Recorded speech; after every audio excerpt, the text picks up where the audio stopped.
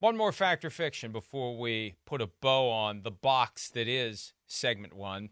There's no need to worry about the Jets' offense. Fact or fiction? I mean, I'd call that fiction. And that's if for no other reason, based on what we were talking about a bit ago, the fact that Nathaniel Hackett is the offensive coordinator and they tried to hire above Nathaniel Hackett in the offseason. So that's the Jets telling us that there's reason to worry about the offense. You know, don't necessarily go by what people say. What do they do? And we know what they tried to do. So that to me gives me concern about the offensive unit as a whole.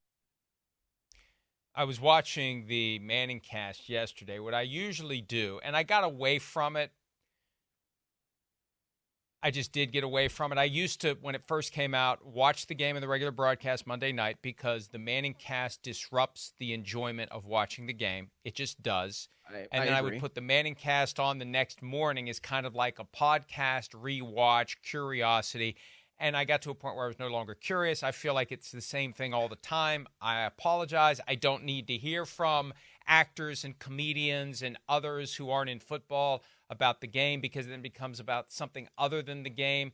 But when Bill Belichick was on, the one thing he said over and over again, keep throwing the ball to Garrett Wilson. And that was when the Jets were in their best offensive rhythm, when they were getting the ball, when Rodgers was getting the ball to Garrett Wilson on a regular basis. They had, that one really good drive that was that moment where, and you have the feeling that comes and goes and it changes throughout the game, but that was the only time on Monday night where I thought, hey, maybe the Jets can win this game, and that went away fairly quickly.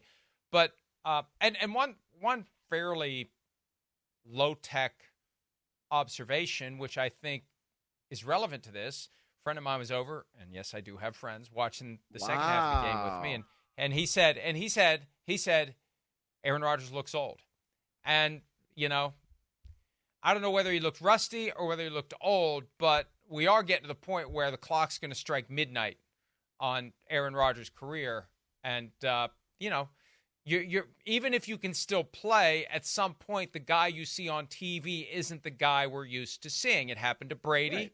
It's going to happen to any of these guys. If you make it past 40, it happened to Drew Brees. Not that he had a cannon of an arm, but by the time he got to the end of his career, it wasn't there. It wasn't there. Yeah. And so there's going to be stuff from Rodgers. It's the same human being. There's going to be stuff that isn't there that he can't do like he used to do. Yeah, and he's coming off a torn Achilles, right? It's the age plus the injury that he just had. And, we can talk about how he could have been cleared or whatever last year, whatever. But, I mean, this is somebody who did have a major, major leg injury. And so the mobility, the things that we have been used to seeing from Aaron Rodgers for years and years and years, is not going to be the same. And that doesn't mean that he can't get it done from the pocket. I mean, if anybody could do it, I bet he can. But at the same time, like father time comes for everybody, right? There are two things in life that are undefeated, and one of them is father time. So that's where I look at it, and I'm like, yeah, Aaron Rodgers can still get things done, but it's not necessarily going to be the same as it used to be. And that might be an adjustment that he has to make, and we're going to be able to see that in real time.